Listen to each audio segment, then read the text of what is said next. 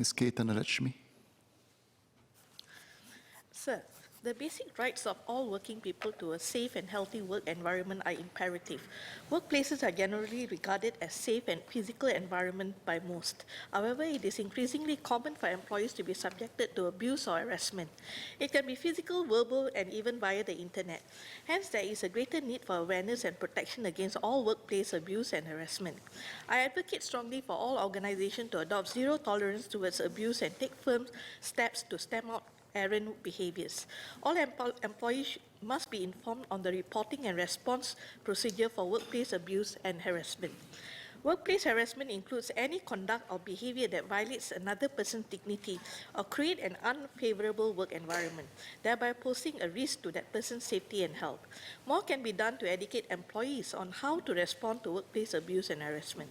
Often the psychological trauma is neglected, but the long-term effect to overall wellness is no less severe. For a start, an injury or harm as a result of workplace harassment must be treated with the same level of priority as an injury from a work-related accident. I urge the Minister to make the reporting of workplace abuse and harassment mandatory. It is important to understand the scale of the problem. Collating relevant statistics would allow for in-depth study to identify possible interventions effectively.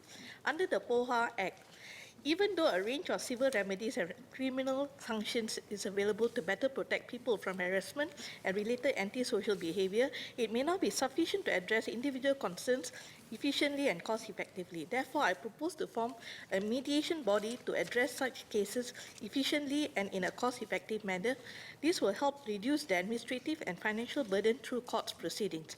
It is indeed alarming that in recent months there have been several incidents of online criticism of public service sectors staff. I'm very concerned about the growing trend of such campaigns as it will inevitably lead to cyber-framing. Without the benefits of complete information, it is nearly impossible to determine the validity of the claim of either party. Affected employees will be subjected to greater distress and psychological trauma as a result, while the perpetrator gets away scot-free.